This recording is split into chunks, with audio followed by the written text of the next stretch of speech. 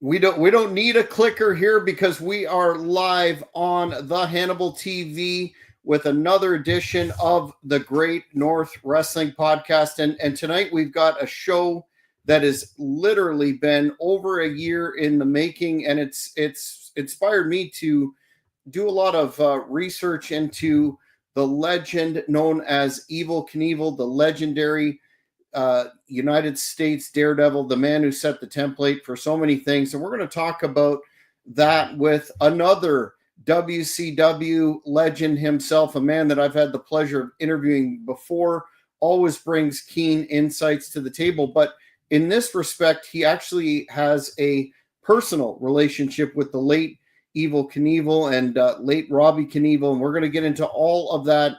But I would be talking about the man known as the Cooker, Bob Cook. Bob, thanks for joining me today. Yeah, I appreciate you having me on the show. We're talking about my favorite subject in the world, and that's Evel Kinevel, right here at the Twisted Wrestling Alliance Studios in beautiful Florida.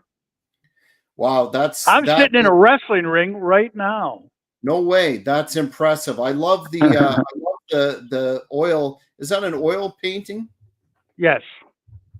Looks great. I'm the only one in the world that owns one that I know of. That's my story, and I'm sticking to it.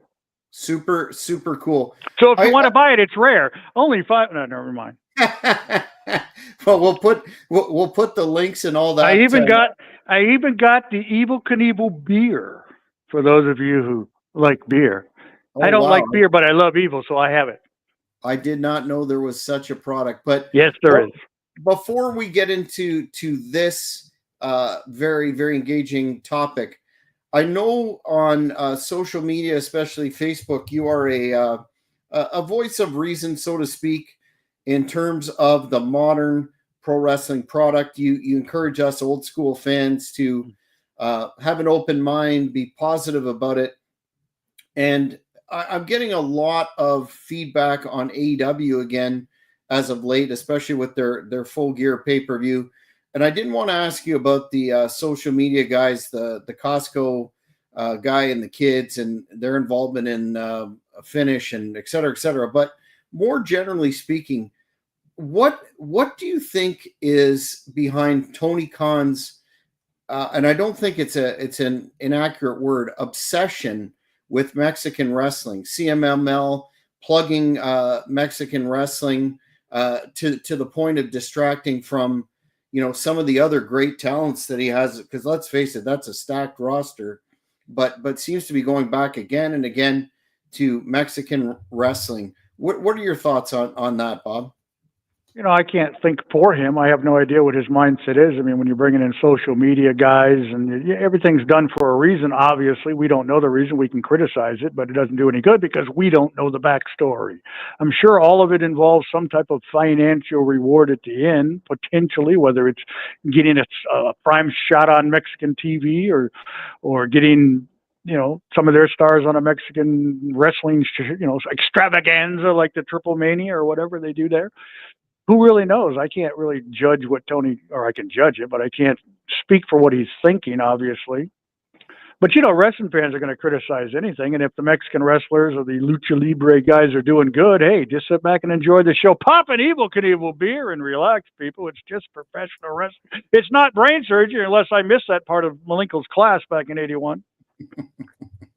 Well, fair enough. It just seems to be becoming a distraction in many ways, but we'll leave that for now. Before we let me just clarify it. I don't watch a lot of AEW, so I really can't say good or bad. I mean, I don't criticize things I don't see, and I really criticize things I see because who's it benefit?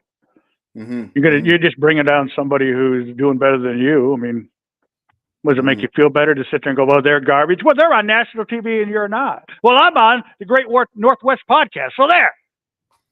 Touche. Sorry, I got excited. No worries. Before we get into some of the career highlights of the great Evel Kinevel, can you advise the fans as to what your personal relationship was with the man, how you met him, and how that developed? I actually met Evel in 1990. Actually, the very first time I met him was in 1990. He made an appearance at the local speedway about 40 miles up the road because his legendary son Robbie was going to jump 30 cars at the speedway, the Tom Stuyvesant DeSoto Speedway at the time. And of course, I had to be there, but they brought Evel in the week before to draw interest in it because, after all, he's Evel freaking Knievel. So I went there and I stood in line with a bunch of other fans, and I brought a poster with me, which I still have to this day, that he signed. I just stood there. All I said was hello, and he asked me what my name was. And like a fool, I went, "My name's Bob, just like yours," because his name is, Robert Knievel's real name is Bob.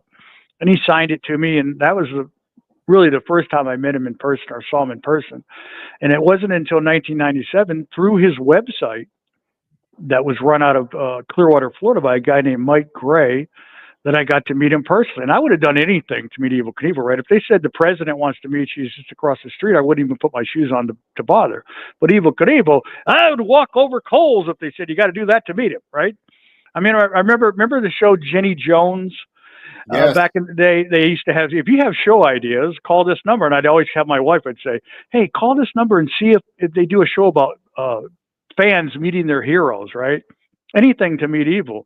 And I called the website. The website had a fan club. I was just getting into the internet through a thing called Web TV back then. It was a cheap way to get online. Didn't have to buy a computer. It was created by Microsoft, I believe. You hooked it to your television, and you could get on the internet. And I, obviously, being an Evel fan, just typed in Evel Knievel. And surprise, he had a website. And this is 1997, right? The infancy. The internet really wasn't much then. And I called the website, and it was a local number for Clearwater. And I asked the guy who answered the phone, again, was a guy named Mike Gray. And I said, does Evel ever, I know this is a long version, but you asked. I mean, my friend Joe, who's also filming this, didn't ask. You did. But, go ahead. Longer the better. But Mike said Evel loves to meet his fans. And at the time, I had this huge collection of Evel toys and memorabilia. And the guy said, yeah, take some pictures of it. Evel would love to see it. And he set up the meeting at a golf course in Clearwater, Feather Sound, not far from where he lived. And I was nervous. I brought a friend with me because I'm thinking, this is Evel Knievel. What happens if he disappoints me? I put Evel on a pedestal, not to sound sacrilegious, but to me, Evel was my God in a sense, right? I mean, he walked on water in my eyes, couldn't do no wrong, even though he did a lot wrong. We won't discuss that part in his career, but I always would support him. Like, he beat a guy up with a baseball bat in the 70s. I went, well, the guy shouldn't have made him mad. That's what I think.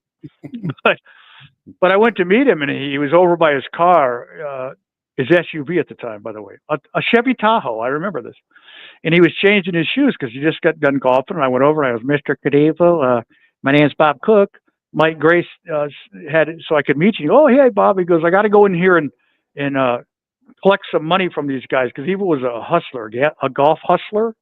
And so he had won some money. He goes, I got to go in here and collect some money from these guys, and I'll meet you down at this bar down at the end of the road. He sent my friend and I down to this bar, and we went down there. We were sitting there for like an hour, and he's not showing up. And I'm thinking to my friend, my God, the guy that I put on a pedestal all these years has blown me off. I was getting a little disappointed. Then he walked in, and I swear, obviously it didn't happen, but to me it was like, oh, the light, the shining light. And he walked in, and it was like, and he motioned for us to come over, and we sat there for 3 hours, and he told us stories, and he took pictures with us. He signed business cards.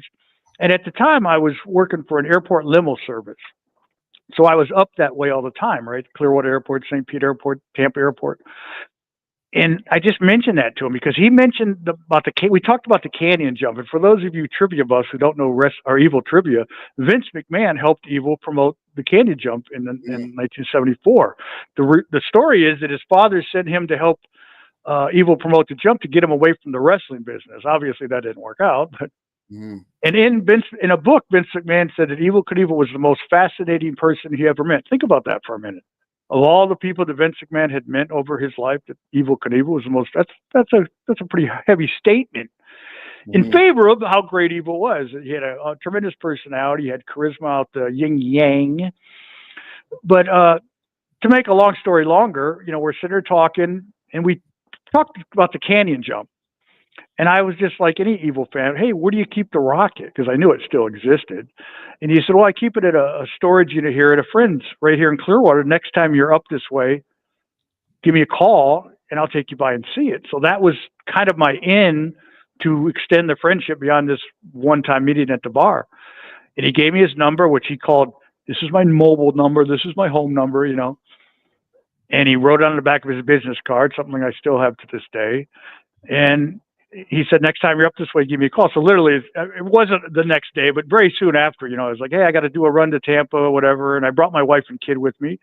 And we met him at the same golf course. And he had this awesome car. It was an Aston Martin, right? It had all the gimmicks in it, like buttons for it was like a James Bond car, buttons for smoke. And, they didn't work, but it was this gimmick, right? And it was a really cool car. And he's like, "Bob, you ride with me and have your wife follow you." And I was like, "Oh my God. My wife doesn't know anything about St. Pete's." And I said, "She's not going to be able to." So I'm following Evel Kinevel, and he's driving like Evel Kinevel would, right, to where the storage place was. But anyways, we get there, and he let us see the rocket that he used for the cannon jet. Let my kids sit in it, which I was jealous. Obviously, I was too fat to sit in it. And he also had the bike that he used for the shark jump in '78 and all the other cool things, awesome life-size statue. But anyway, he took pictures and all that.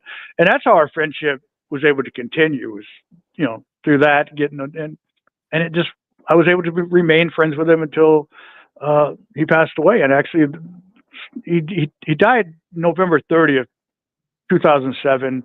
His birthday is October 17th, and I would always call him. For me, it was always just a badge of honor to be able to call him every year on his birthday. "Hey, we'll just wish." And the last time I talked to him, I thanked him for everything he did and told him I loved him. And he said, "I love you too, Bob." And, then, a few days later, he passed away. And I'm going to cry if I keep talking. So, that's good for television, right? Well, I mean, that's quite a story when you think of, when you first had contact with him in the late '90s in the modern era, to have, a legend and a celebrity be so accessible to his fans and to develop a friendship out of it. That's not something that happens much. So definitely a special situation. Can you? I know you put me on to some books and films, etc., and documentaries about Evel, but could you provide the younger viewers of the Hannibal TV with a synopsis of his early life and some of the influences that led him to become this motorcycle daredevil?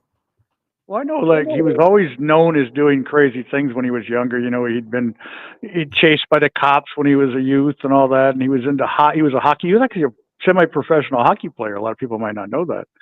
And he was a ski jumper, all the dangerous things, people. But he was influenced by a stunt show called the Joey Chitwood Stunt Show. It was a car stunt show.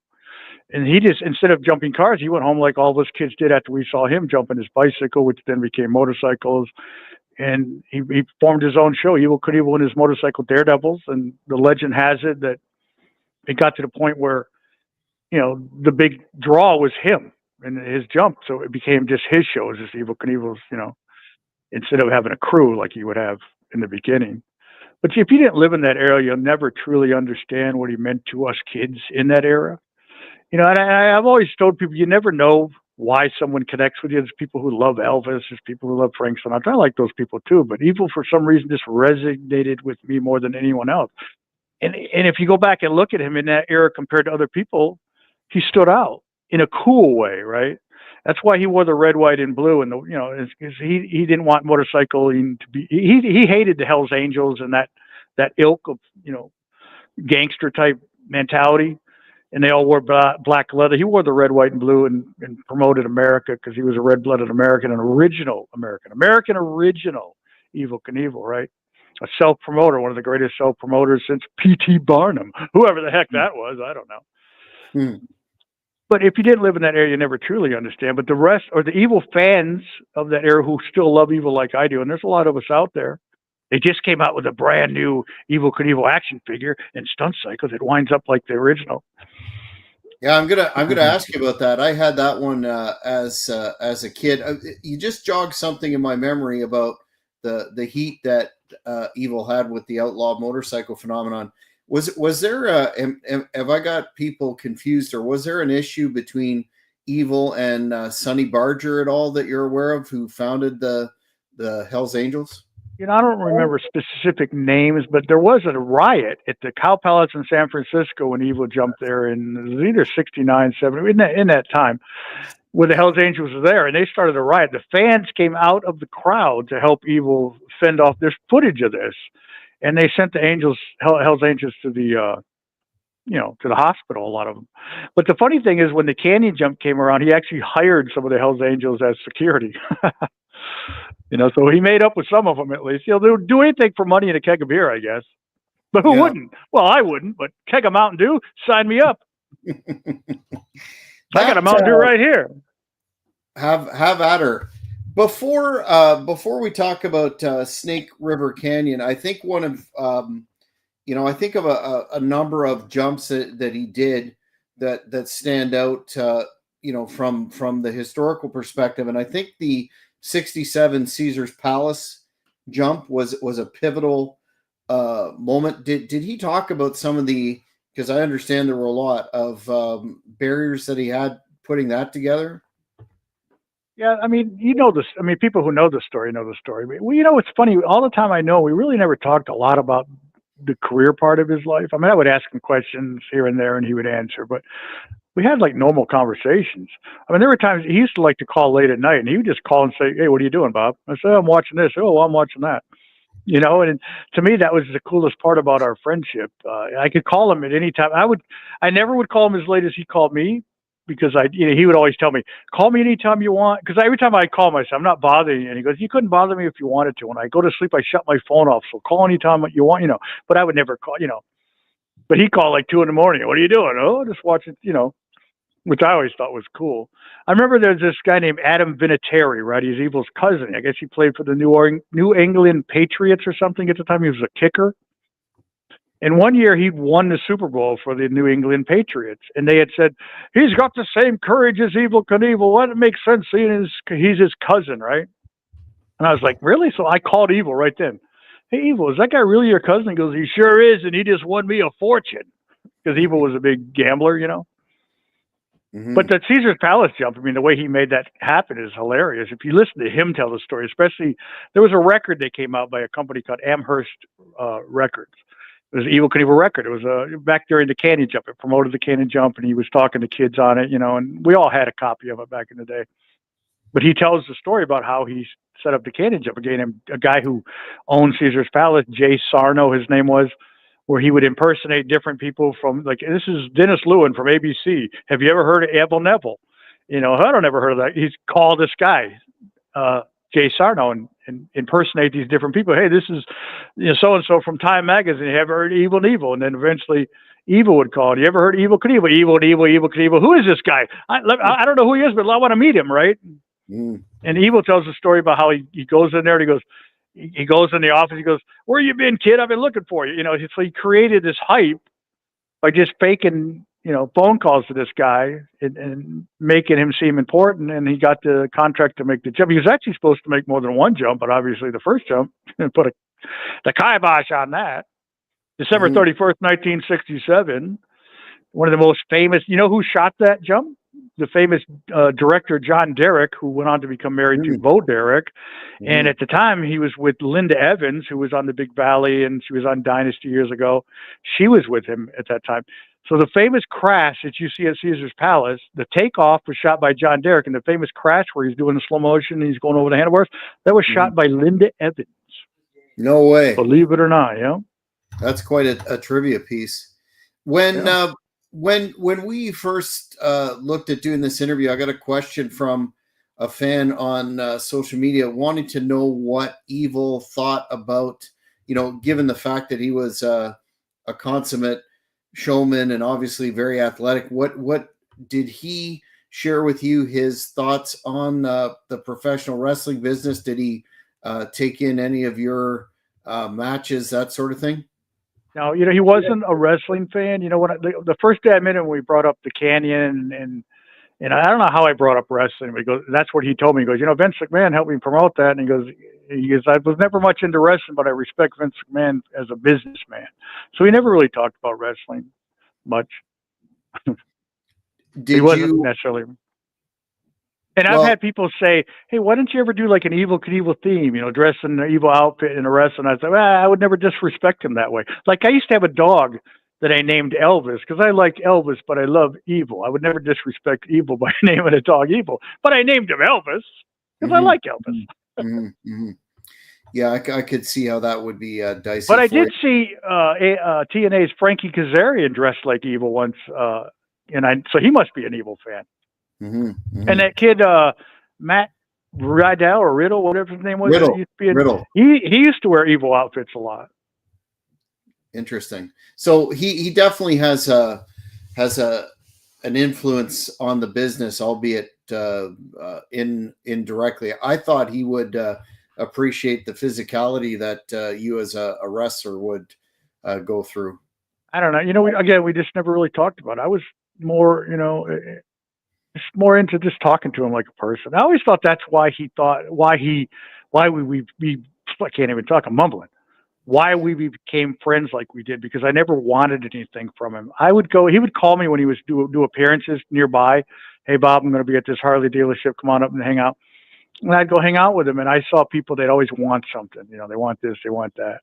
And back when I was doing the airport limo job, he did a commercial. I think it was in '98 or '99 for the ESPN Extreme Games because the extreme sports people look at Evil as the godfather of extreme sports because a lot of people give Mm-hmm. him like all that, like Tony Hawk, the skater, and Matt Hoffman, the BMX guy, and Travis Pastrani, who did a great tribute to Evil a couple years ago on A&E, or more than a couple years ago, where he replicated some of his jumps.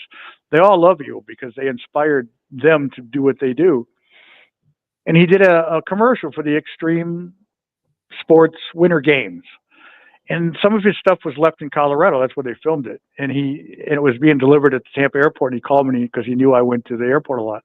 He said, "Next time you go to the airport, could you pick my stuff up for me and bring it to me?" So I brought it to his condo in Clearwater, where he died. Thanks for bringing it up. What kind of? Oh, never mind. But so and at the time he was trying to get a restaurant open called the Evel Kinevel Experience out in Prim, Nevada. So he was gathering up a lot of the old memorabilia to have on display, the toys and whatever. And at that time I had all the toys, several different, mint in the box. And so when I brought the stuff that I got from the airport for him, I brought some of the toys with him, mint in the box, several boxes of the toys. And I'm standing there at his door, and his wife opens the door, and I'm standing there with the box with all the toys. He brought stuff for me to sign. And I said, "No, I brought this stuff to give to you to be in the restaurant." And he's like, he shook my hand, and he said, "Oh, thank you so much, Bob. I appreciate it." And then he gives me $100. And I said, "You don't got to pay me to do this for you." He goes, "Take your wife and kid out for dinner, you know." But another cool part of that story, and I was talking to my friend Joe about that, or maybe it was someone else, I don't know. But Evil had the helmet that he wore for the Caesar's Palace jump that we were talking about, which is now in the Evel Knievel Museum, which just closed briefly because it's moving to Las Vegas to all you people out there, and it's going to be better than ever. From 10,000 square feet to 30, it's going to be awesome. Get ready for it because you're going to hear a lot about it from me because I'm going to be there. Come hell or high water. If I have to start hitchhiking tomorrow, I'm going. But the point is, that helmet he wore at Caesar's Palace, which is like holy hell, it's like it's one of the most iconic parts of his history, right? Having that exist all these years later, it's all scratched up, and there's a scratch on it that forms into like a cross that he always thought. You see that? It's scratched into like a cross. But it was sitting on his mantle, and because he had this really nice condo and a fireplace in it, and on the mantle was a helmet. I was like, "Wow, is that the helmet from Caesar?" And he says, "Hey, Crystal, get the helmet." And she handed it to me, and I'm standing in Evel Knievel's living room, right? My hero. And I'm holding the helmet from Caesar's Palace. What do you think I felt like? I mean, he's like, "Put it on, Bob. Put it on." So I'm like, put it on. So, oh my God! But the whole point of that story was that people wanted things from him, right? They always want autographs. They want this, and I never wanted anything from him. Sure, he signed a few things for me. He even scolded me once. I'll tell you about that. But I brought stuff for him, and I wasn't asking him to sign all these toys with the hopes of maybe selling them. I was honored to be his friend, you know. He came out with a book in 2000 or 1999 called Evil Ways. And at that time he had kept this tractor trailer, his traveling home at the time was this huge semi that was converted, had a dressing room in the front, all the stuff in the back is Rams. And that's what he toured the country with in the 70s. And it was stored in Clearwater at a friend's custom car place in the back, and it was all faded and rusted. It was called Big Red originally, but they repainted it in the late 70s, red, white, and blue. But it all faded and rusted, right? I mean, there's been a lot of history about it. It's since been restored to pristine condition. But at that time, Evel had a bunch of memorabilia in the back. He had a pinball machine back, tons of old fan mail, some of it not even opened, which was cool. Mm-hmm. But he asked my wife and I to do inventory for him.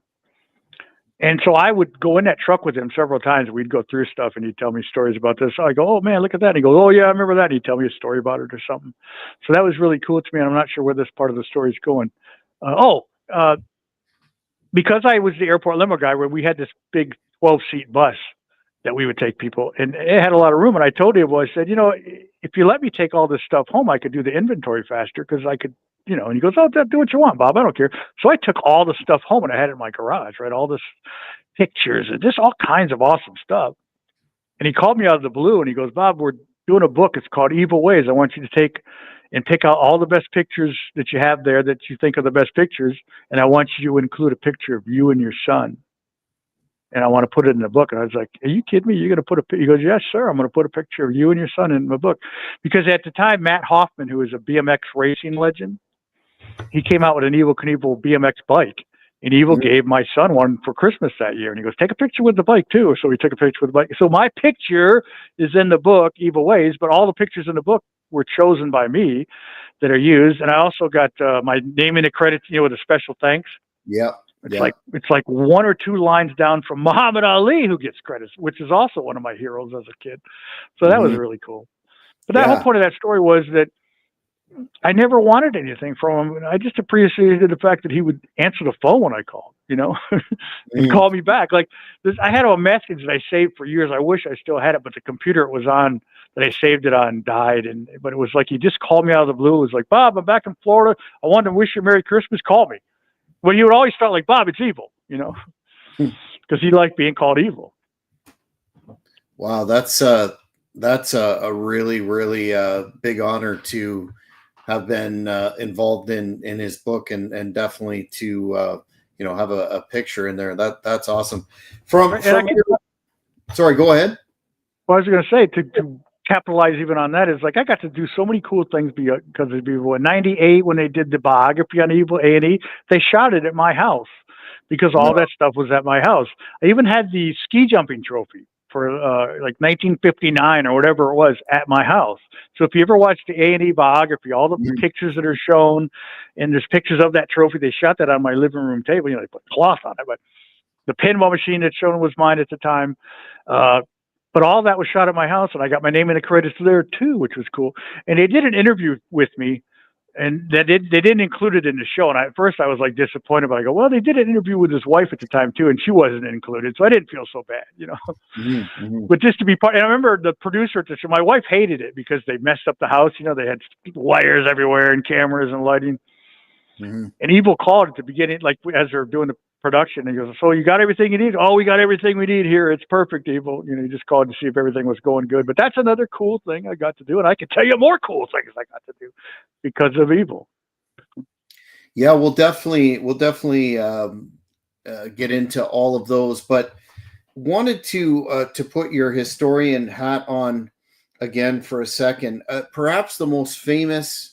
I don't think that's an exaggeration or hyperbole, but one of the most famous event type stunts of all time is that Snake Canyon event that you talked about, co-promoted by Vince Jr.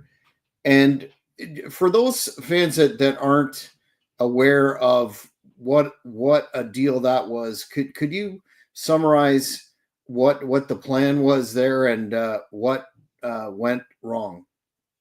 I call it the greatest, most over-the-top daredevil stunt in American history because that's what it was. Nobody did something like that back in that era. I mean, they just recently, 3 years before that, put man in the moon with multi-billion-dollar, government funds.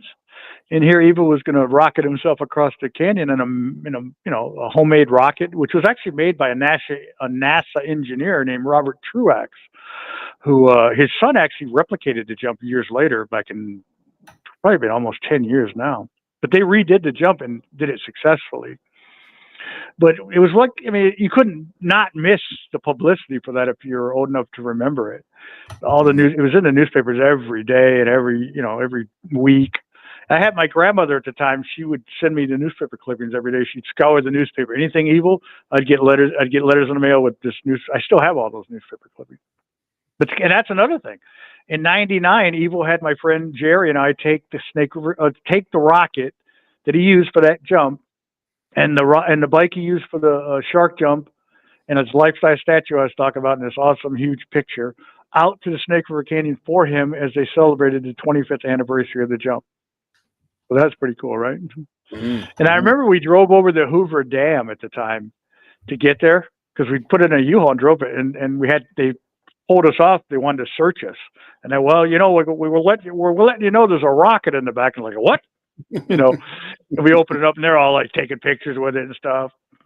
But it was really cool experience for me to take, because to me, and real Evel fans, the Snake River Canyon jump site is holy ground. And when I went out there, we got to go out there to stand on the actual 100-foot dirt mound that was built to house the ramp that was another 100 and some feet high, the metal ramp that he shot off of.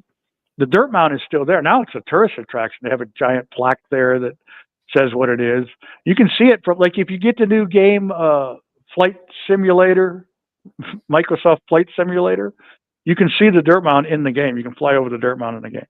That's how big of a monument it is. Sweet. But we got to go out there on that and stand on that dirt mound. I cried because it was like holy ground to us, Mm-hmm. I actually won a bet. Like a security guard from the mall took us to the land, because the land was actually still owned by the people who Evel leased it from, which was the Qualls family. And the security guard called Mrs. Qualls, and he's like, hey, we got some guys here that would like to come out, and because before then it wasn't part of a tourist attraction; it was just their land that. And the lady said, yeah, you can go out there. But the lady was a little bit, dementia, because after we got out there for a while, the guy got a walkie-talkie. He goes, hey, Mrs. Quall says someone's on her property. We're like, yeah, we asked if we could come here. But we sat there for hours and just talked. And we were literally hanging our feet off the edge of the canyon, my friend Jerry and I, and just talking about Evel in the canyon jump.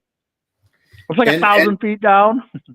Yeah, and the issue with that was not that he wasn't fully committed to the jump itself, but it was a mechanical issue, was it not?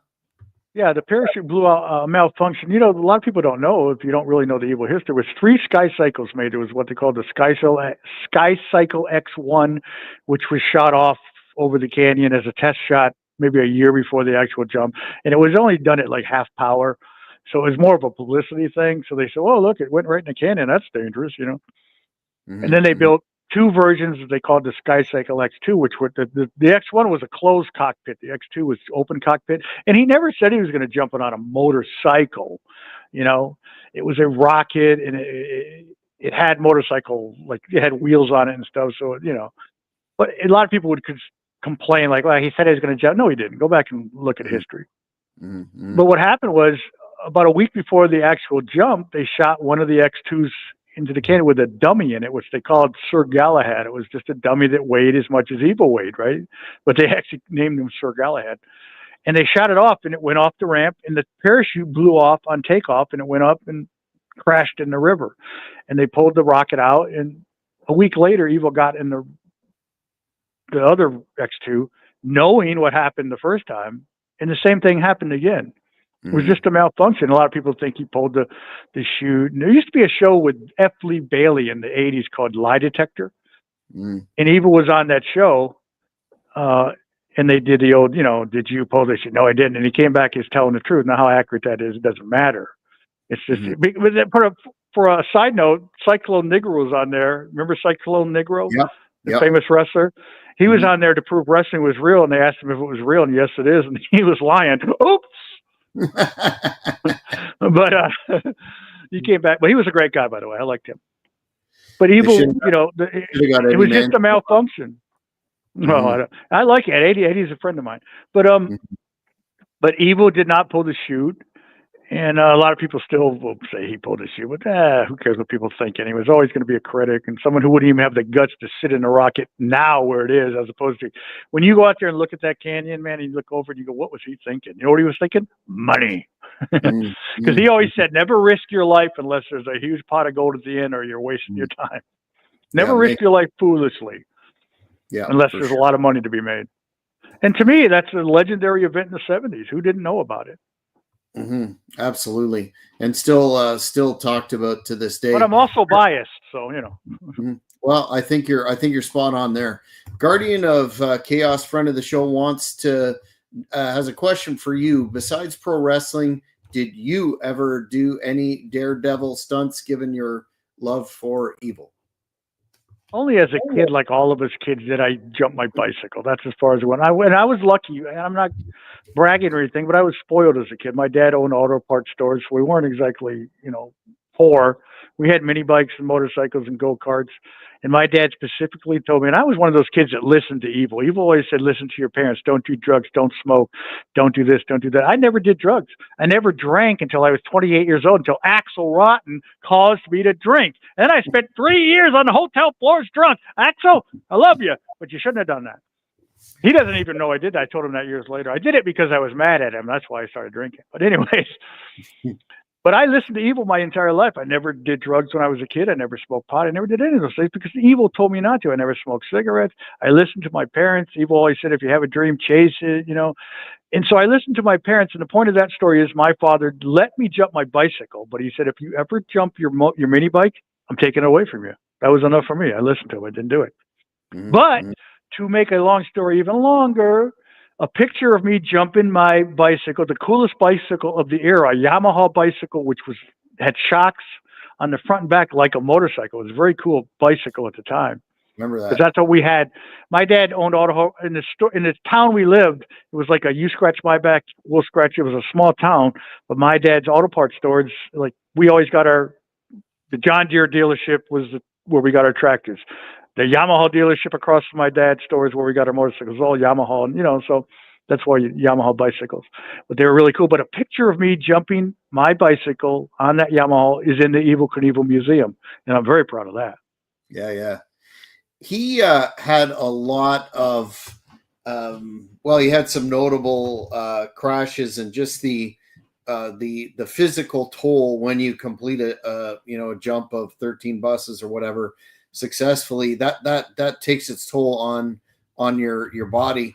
Did he ever share with you the impact his career had on his physical state when you were friends with him? Oh yeah, there's a lot. He was hurting a lot. There were times when I would call him where I actually didn't know I was talking to him. I would always say, a few times I called, is Evil there? Because I didn't recognize his voice. It's me, because he was in so much pain. He really suffered, but I honestly believe because he loved being Evel Kinevel. And I can tell you a story that'll make me cry, but I always like telling it. He loved being evil, but he suffered greatly. He paid the price for the legend he became, no matter what anybody thinks. Mm-hmm.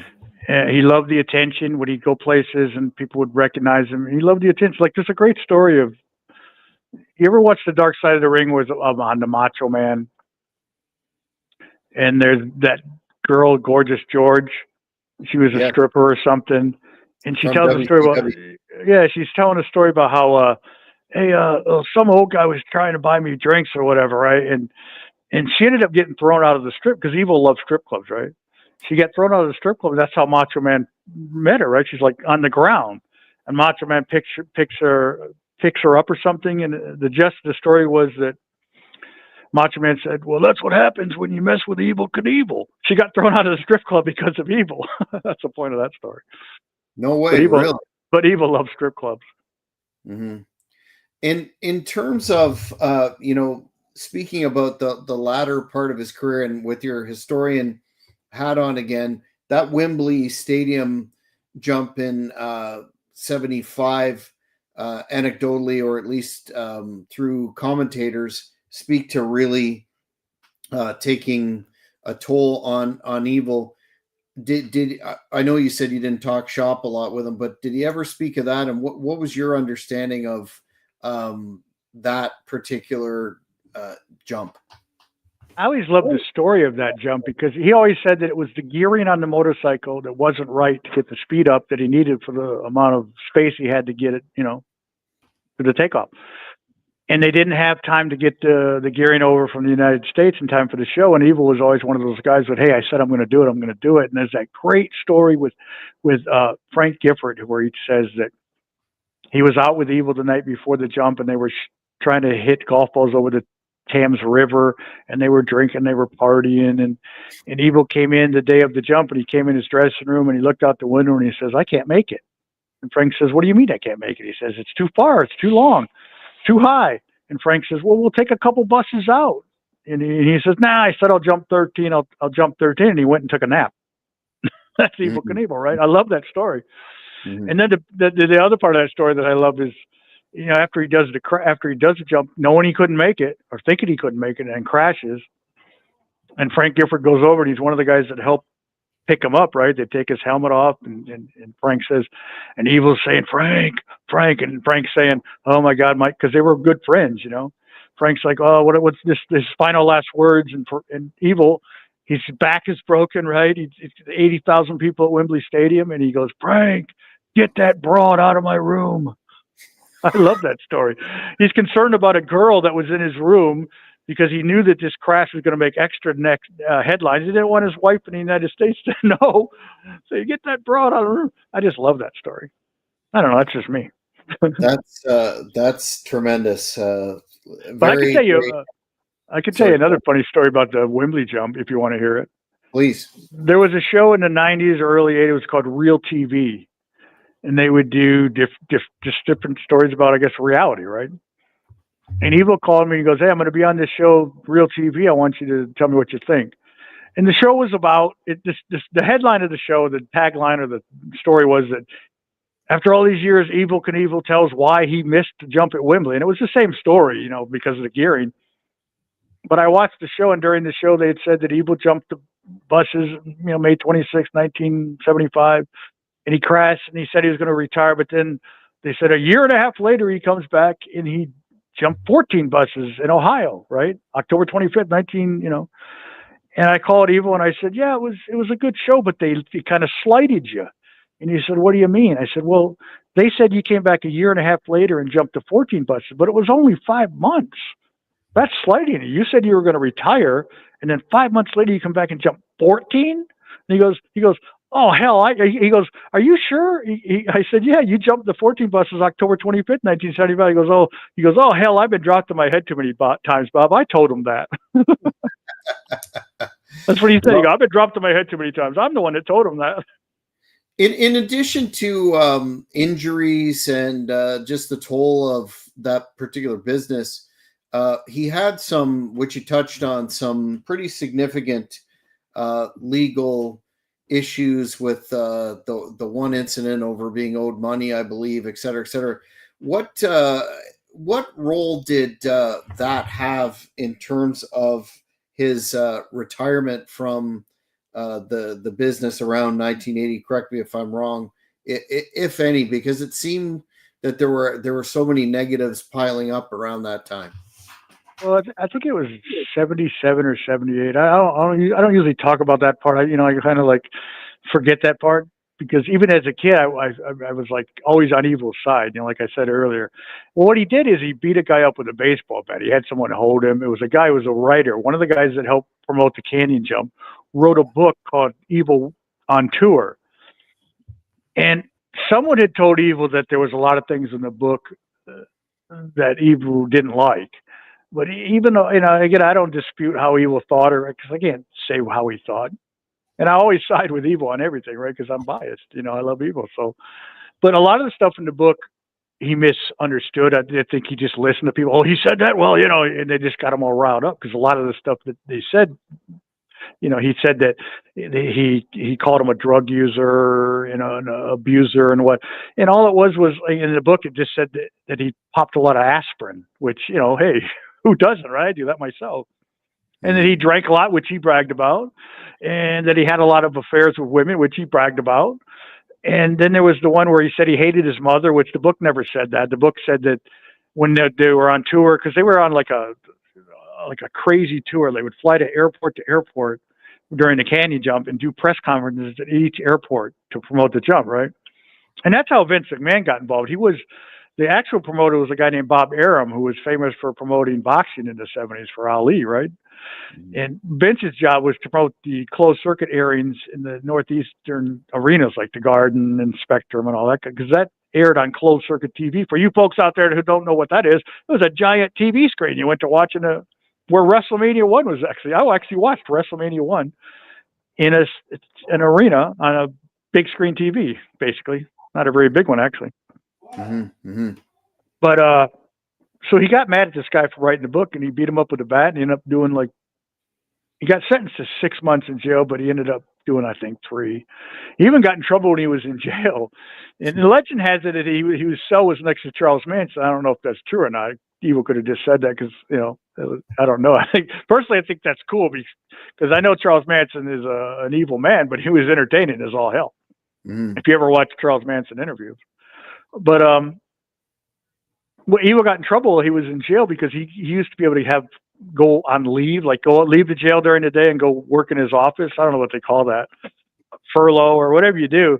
But he would have limos come and pick up all the other inmates that were doing. You go look it up on YouTube, the news story, where he would have a line of limos there to pick up all the other inmates to go to their daily jobs. And they had to be back in jail at night.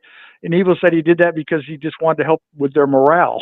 But he ended up getting in trouble for it and wasn't allowed to go out anymore after that. It was like he was just trying to be, flashy and nice. But he beat the guy up with a baseball bat, and he lost all his endorsements. They pulled the toys from the shelves, and which it really sucked. Which makes some of the toys really rare, like the Silver High Jumper and the Stress Cycle that came out towards the end of the run of toys, and they were pulled from the shelves. So if you got one of those, you got yourself some money. You mentioned earlier that I want to circle back to you said that there was a time when Evil scolded you. Oh, well, my same friend and I, Jerry, he did an appearance in Daytona at Bike Week, I think they call it. And he's just told us he's going to be at Bike Week, and we're like, yeah, okay, we'll go. And at the time, I told you about that helmet.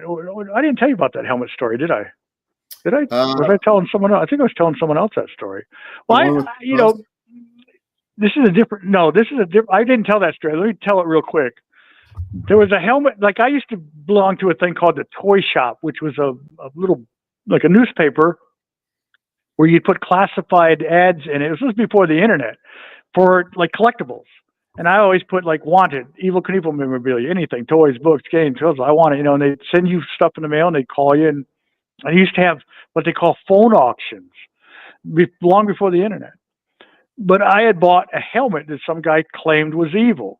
And I called Evil and I said that this guy claims he has a helmet of yours and I'm thinking about buying it. He goes, well, if you buy it, it's probably not mine, but if you buy it, bring it up and show it to me. So after I bought it, I looked at it. I figured it wasn't his, but I brought it up to show it to him because why wouldn't I want to take it to him? Because it was an excuse to go see him. So I go and I meet him where the truck was, like I was talking about this place, because that's where he has a lot of his stuff. That's where he stored his rocket and stuff. But I take the helmet there and I show it to him, and he looks at it and he goes, "No, it's not mine." But then he puts it on his head and he takes it off. But now you can tell people it's a helmet Evel Knievel wore, which I thought, hey, that's really cool, right? And then he signed it to me, to my pal Bob, Evel Kinevel, Happy Land, whatever. And then I had a friend, the same friend that went out to the canyon with me, Jerry, who we're still friends to this day, actually. We became friends because of Evel. Evel Kinevel, bringing people together since 1965. But, and there's more funny stories with Jerry, because Jerry went with me to take the stuff to the canyon. He went with me to take a lot of the stuff for Evel out to Las Vegas in 2002. Just cool stuff that Evel allowed me to do, and Jerry. But Jerry took the helmet and repainted it, right? I know this is a long version to the scolding part, but no, go ahead. Jerry painted the helmet to make it look more like Evil's. So he painted over the signature, right? Mm-hmm. So when Evel said he was going to be in Daytona, we went to Daytona, and I brought the helmet with me. And we're standing in line with all the other people waiting for Evel to show up, and Evel showed up, which is another thing that made me feel great. He shows up and he's, "Hey, Bob," and he shakes your hand, and everybody's like, "Well, who's this guy? Why?" But I got up he signed it. We got up and we were in line, and we got up to where like everybody else, and he sign, and then we hung out with him a little bit after the signing. But as we're driving home, it was like probably 1 a.m. I'm driving home. I can remember the curve I'm on as I'm driving home. And he's like, Bob, why were you standing in line to sign something? And I said it just like this. I said, Evel, I'm a mark just like the rest of them. And he said, no, you're not. You're my friend. Don't ever stand in line. If you want something signed for me, all you have to do is ask. That's the scolding. It wasn't like but it was just like, don't you ever do that again. If you want something signed, you just ask me. I thought that was cool. Yeah, that's a true friend. The proprietor of the Hannibal TV is Devin Hannibal. He's asking, did you ever, and this is kind of out in left field, did you ever meet Buck Zumhofe when he was doing enhancement work in the early to mid 90s? No, I never worked for AEW or AWA, so no, I never. But I know he's a dastardly dude. I know that. Is he in jail or is he dead? I don't know. Probably wishes he was dead. He's doing about 18 years for sexual offenses. Yeah. Imagine that. Imagine that. Sexual offenses from a wrestler? That sounds odd. That's unusual. Yes. I wanted to ask you in summation a two-part question that I'm fond of.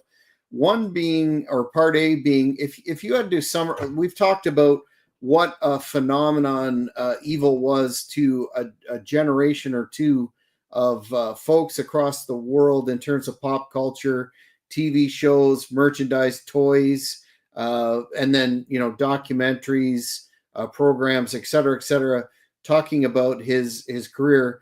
If you could have an opportunity, and this can be difficult to boil down what you think his enduring legacy was as a performer, I'd be interested in that. And secondly, what would be your fondest memory of him when you were interacting with him as a friend? It's hard to pick the fondest memory because they were all, to me, I was always in awe of him. I know it sounds weird. Even the 10 years I was honored to be friends with him. Just being around him was cool. The little things that I can remember that were just cool. It's like he did a signing at the Harley dealership up in Tampa, and he asked me to come, and my wife and I went, and I'm just walking by the door to go to the bathroom, and he's like, Bob, hey, get your ass in here. And like in the office where he was, right? And he just talking to us about silly things. Like, he had a liver transplant in the early 2000s, and he had to take different pills. He would sit there and he'd go, well, this pill is so the liver doesn't reject my body, and this pill is so I don't yell at my wife, and this. And I was like, well, give me one of those. And as we're sitting there, he had all his stuff on display. He had the rocket and the motorcycle, because when he did his signings, he would bring his stuff that people would look at while he's signing, and it had a rope around the thing, and some woman climbed over the rope. It said, do not touch. And she got on a motorcycle. Hey, get that bitch off that motorcycle. I just love those kind of things like that. And I used to have a replica of his motorcycle, the Harley Davidson XR 750. A lot of people do jumps now. They do the backflips. Big deal, right? Who cares? Like Evel said, if a lot of people can sing louder than Elvis Presley, but who the hell gives a damn? Mm-hmm. Everybody, they use the dirt bikes, and they're all great and fantastic. But Evel used a Harley Davidson XR 750, a flat track dirt bike racer. It wasn't designed to even do wheelies, let alone, jump over 14 Greyhound buses. The highest rated episode of Wide World of Sports ever, folks. A record never broken. Mm-hmm. It wasn't designed for that. And he's wearing a suit that weighed 50 pounds, doing wheelies, standing on the seat, at 100 miles an hour. Mm-hmm. So his legacy is just that he was an original. He was to me, like custom made from head to toe before Flair, because mm-hmm. everything he did fit his theme. All his clothes had his EK on it. Everything was just custom made, fancy, and just it stood out in an era where standing out wasn't necessarily easy. Mm-hmm. Good point. What do I know? But he was also like a self-made man and a self-promoter, an incredible self-promoter. He kind of started the merchandising boom when you think about it. There wasn't a lot of merchandise, especially based on real people in that era. I mean, the toy line was one of the most successful toy lines of all time, and he didn't just have an action figure and a stunt cycle. He had toys from Kenner, Mattel, Milton Bradley. He had lunch boxes. There was a time you could go in a store and every section, there was kids' clothes, there was shoes. You go into the checkout, there's trading cards. They had posters, books, games, puzzles, everything. Mm-hmm, mm-hmm, and if you go to the Evel Kinevel Museum, you can prove me right. Well, and a lot of my stuff, by the way, I'm proud to say, is in the Evel Kinevel Museum. That will be something to check out when it goes to Vegas. That's it's going to be incredible. Yeah, that's a natural, definitely a one of a kind, an original, and a legend for sure. And I appreciate your recollections of the man himself. That a lot of, you look at the multimedia and you get a sense of what a character he was, but definitely it sounds like he had a very kind heart as well. At least to me, and I only judge people on how they treat me. And I know there's a lot of people that he wasn't the kindest to over the years, and he apologized to a lot of people in the end because he was a born again guy, and I believe he really was born again because he did change over the years. He would end conversations near the end with God bless you, Bob, and stuff. And he didn't do that, and he didn't cuss as much. I don't know if that has anything to do with it.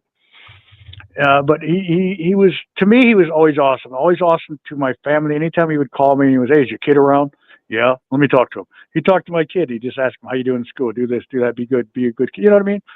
And that's something my kid remembers to this day. And he was just to me, he was a great guy, and I would never speak ill of him. And I go to that story I was talking about that could make me cry. I visited him in the hospital once. He was in a lot of pain, and he was in the hospital to have surgery where he was going to have a morphine drip embedded in his back, where he didn't have to think about it, where he had a little thing that would automatically, inject the morphine because he was in so much pain. And my wife and I went to visit him, and we're sitting there talking to him, and he showed me the x-rays, and he goes, Bob, this is my last chance to live somewhat of a normal life, because he suffered a lot. He was in a lot of pain. And a lot of people think he crashed a lot. He didn't crash a lot in comparison to how many times he made it. He only crashed like 14, 15, 16 times out of, 100 and some jumps, right? Mm-hmm. That's a good odds. And he didn't break 433 bones like the Guinness Book of World Records says. So if why they say that, he even laughs at that, right? You don't even have 433 bones in your body. Mm-hmm. He'd have to break 40 bones each crash, and sometimes he didn't break any.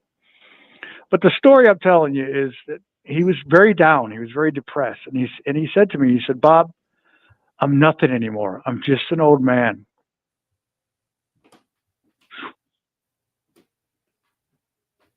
And I said to him, and I held back tears like crazy. Hang on a second. No problem.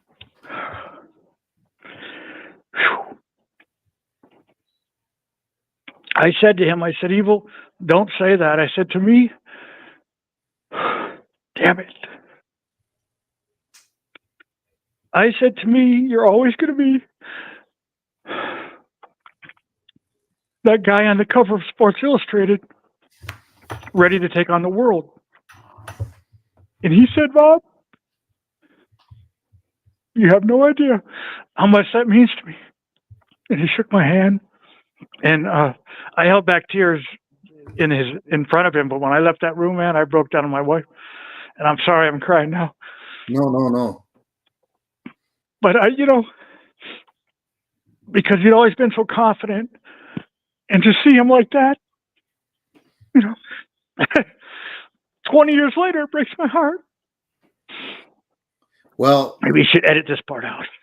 No, that's you're a human being, and that's I'm sure that we all have our dark times, especially as we get older towards the end of our lives, and that must have meant the world to him that you were you still considered him your hero and a great man. So that's a great story. Yeah, to change the subject in the same time I was there, which is a funnier part, is we were just talking about whatever, and he was talking about, and this nurse came in, and she brought this other nurse in, and she goes, Mr. Knievel, I want you to introduce you to your new nurse, and we just want to know what time's a good time to do this or that. And he goes, well, a good time is not when I'm talking to my friends. So I just thought, it's like, hey. He was kind of like stern with them. Yeah, a good time is not to talk, not when I'm talking to my friends. Mm-hmm. So I thought that was cool. But little things like that always made me feel like $1,000,000, right? Like I said, I had a replica of his motorcycle. It was painted by the same guy that painted his, a guy named George Sedlak. And the day I bought it, again, my friend Jerry was with me. We picked it up and I took it by to show him. And he was at this. I know you probably want to go, but No, he was go ahead. he was where he kept his big truck and where he stored his. He had a big bus like rock stars. It had marble floors and it was an awesome thing. And that's where he kept his stuff when he wasn't traveling. And he was there doing a documentary for this guy, Matt Hoffman, again, who I said was a motocross, or not motocross, but BMX bicycle racing legend. And they were doing a documentary, and Evel had this awesome trailer that he would open up, and it had a painting of the Canyon Jump and the Caesar's Palace, and he had his rocket in there and other things that he would display when he would go to Harley dealerships, open it up and sign in front of it. But they were doing the documentary in front of that. And I brought the bike by because Evel said, bring the bike by and show it to me. And I brought it by, and we go to his bus, and there's a security guard standing there. And we said, they're like, who are you? And we said, well, we're here to see Evel. And he's like, who are you? And Evel sees us and he goes, hey, get your shoes off and get your asses in here. And we just look at the guy like, because he had marble floors like I'm talking about. So he made us take our shoes off. But then he saw the motorcycle and I think he had a flashback because he calls me aside. He goes, Bob, that's beautiful. I want to buy it from you. And he offered me double what I paid for it. And I said, oh man, Evel, I just bought it. I'd like to, take it down and put it in my collection. And he goes, all right, that's good. He goes, I don't need it. He goes, I'll come down and sign it when you get it set up. But unfortunately, his health deteriorated and he was never able to do that. But that's just a cool story. Well, anyway. and so many cool stories. I'm sure this interview will do a lot to turn on. And fans, if you're not aware of Evel Kinevel's legacy, do yourself a favor, check it out, go down a rabbit hole, because he was a definite character and an outlaw and a great man and a pioneer in a lot of ways in terms of, as Bob has said, marketing, creating branding, all the stuff that are buzzwords today. But there are sorry, go ahead. There are a lot of great Evel Knievel documentaries. My favorite is one called the Evel Knievel Story. Absolute Evil, the Evel Knievel Story. Yes. Because he was still alive when they did it, and him telling the story, he's very animated and it's very entertaining.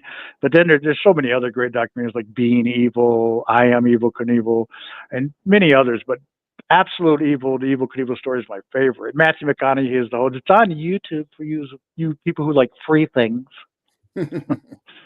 So definitely do yourself a favor and check. Oh, and by the way, I brought this out because this was a newspaper article that was done about my friendship with Evel after he passed away. And you know what's funny about it? In it, it talks about we have a Doberman Pinscher at the time that protected the collection. And the guy who wrote this article was in my house and saw the collection. But in the article, he said my collection is in my basement. I live in Florida, people. We don't have a basement. To this day, they had this online originally, and people were commenting, he has a basement in Florida? How do you do that?